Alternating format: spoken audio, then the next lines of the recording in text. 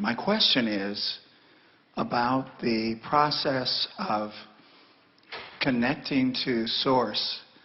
And what I seem to do is put little hurdles in my way in terms of I have to do this to get to Source. I have to think my way through to Source. I have to, connect or understand it or somehow master it to get to Source.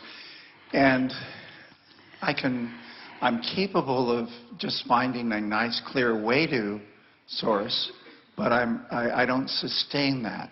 What I do is you've said the most important thing, because most everyone finds themselves either close to the vicinity of the vortex or in it every day for a moment. So the key is to be aware when you're having one of those moments and then milk it a little. And in doing so, you practice the vibration, and the more you practice the vibration, then the easier it is to sustain it. In fact, you've said something else really important here, and that is when you are aware that there is that you're stumbling a little bit, and then you try to overcome the stumble, that's like practicing being out of the vortex. Mm-hmm. And a lot of people, very well-meaning, do that. They're trying too hard. They're aware that they're not there, so they're trying. So it's a very good mindset to say, well, I'm just going to watch and see when I'm naturally feeling better, and then I'm just going to try to milk that a little longer. Mm-hmm. We encouraged Esther a few weeks ago, as she was basking her way to sleep, to find a word that represented a feeling and just hold that word. In other words, the premise of our conversation with Esther is this: what you're observing in your physical format with your eyes and ears and physical senses could be something that puts you in the vortex, or maybe not, and often is something that has resistance in it. So then we ask Esther to contemplate how what's in the vortex is not something that you can see or hear. In other words, this is a vibrational reality.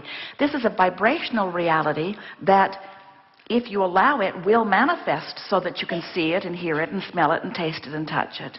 But when it is in its vibrational state, if you are to participate in it, you have to participate in it as the vibrational being that you are. In other words, you have to feel it, because you can't see it and hear it and smell it and taste it and touch it until it manifests. Are you following? Yes. So this vortex of creation is a vibrational state of being, which is to say it's an emotional state of being.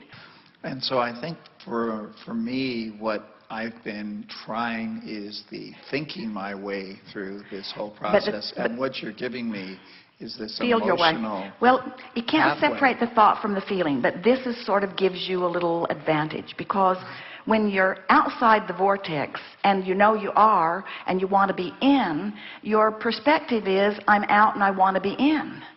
And when you reach for a feeling, you're in more easily, and then you can milk it. And the whole point of it, you see, we're not trying to get you to stay in the vortex, because we want you out there stirring up trouble for the universe.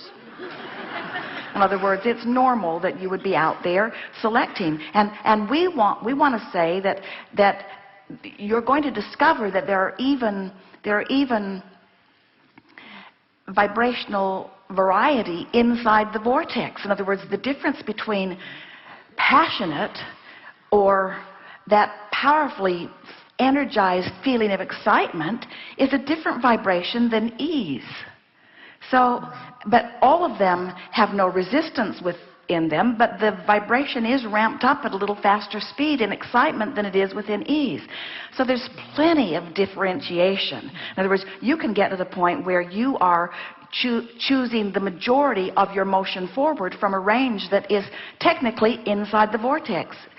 You have the ability to get in there and be predominantly there and still move forward as you've intended. And let's face it, most of you have, from your outside the vortex exploration of life, put enough in your vibrational reality to keep you busy for 20 or 30 lifetimes. In other words, it's time for you to tune to that and let the good times roll. Right. So are you saying then that you could do a lot of your choosing and deciding from in the vortex, that you don't have to leave the vortex? Yes, but we want in and out of the vortex to not be such a big hairy deal. In other words, we want you to embrace your vibrational spectrum with the knowledge that on the other side of the wave is something really good and you can choose it any time. In other words, sometimes you think about just people who are exploring. They want the adventure. Jerry and Esther have friends who drove across the border into Mexico and got on a Mexican airline and flew to Puerto Vallarta. And Esther said, more adventure than I want. In other words, she goes about it an easier way. But they wanted the adventure of it, you see. And so they'll have stronger contrast, which gives them the potential of a bigger rush. Esther likes her rushes to come in other ways.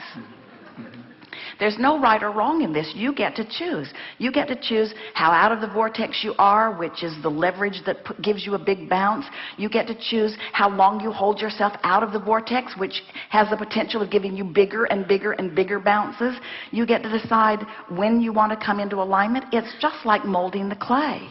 So we want you to get to the point that you have such knowledge and such capacity to guide your thoughts based upon the way they feel, that you really are molding the clay enough that you could then be like the source within you, who could view anything without losing your grip on your inside the vortex reality.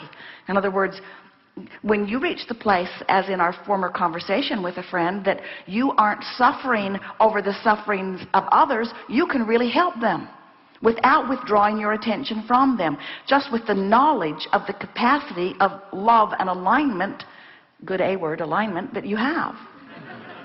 And so it seems like the getting to the vortex through thought, which is my predominant modality, isn't as effective as following the thread of the feeling more than the thinking. Well, technically we cannot separate the two, because the way it really works is you focus a thought which generates a vibration which resonates in some way. There's a vibrational relationship between the way your source is thinking and feeling about this and the way you are thinking and feeling about it. And so every thing that you feel is because there is a vibration going on that's giving you that feedback. And so technically you think and then you feel. But once you are thinking about feelings, it's a back door way in. In other words, to think about a feeling, to think about the feeling of ease. Esther, as she was going through her alphabet, she was thinking of appreciation. And right away, in the feeling of appreciation, she thought about the other day, she and Jerry were at their favorite restaurant. It's a little place, a little local place close to where they live in Del Mar. And it's a place that's up and coming, and they're so appreciating how it's evolving. And they were sitting there just sort of appreciating and basking in the wonderful moment that they were having. And they were noticing a couple sitting at a new bar on a new bar stools, sort of snuggled in together in total comfort in their environment. And then she watched some people over there who were obviously just having such a good time, and she's watching the staff moving around, and she is appreciating. It was just one of those moments in time where the appreciation was so palpable that it was like the best moment that she'd ever lived in her life. And she's saying to Jerry, do you feel this? And he was saying yes. And then they sat there for an hour and tried to identify why it felt so good. Why does this feel so good? I think it's the new bar stools. I do.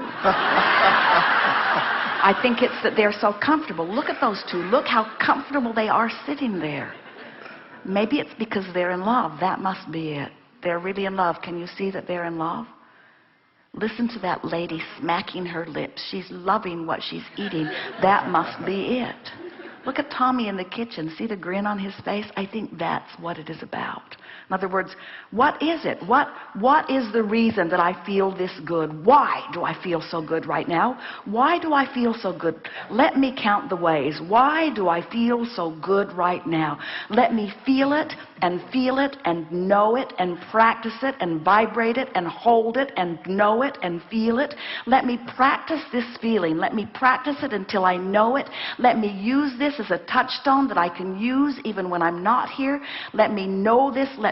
And you got to know the environment that they're focused upon benefits dramatically by that. In other words, it sends this vibrational advertisement from the rooftop of this place that says to anyone within 100 miles, if you want to feel good, you should get off the freeway here. If you want to feel good, you should get off the freeway here. In other words, pockets of well-being are moving around, and when you get hold of one and you practice the vibration of it, you become a cooperative component to that and only that. And then the universe says, oh, there's some of that over here, there's some of that over here, there's some of that over here, there's some of that over here. And of course, it works just as well when you find a reason to be ornery. The universe says, oh, there's more over here, there's more over here, there's more over here. Right. Great. Thank you very much. Yes, indeed.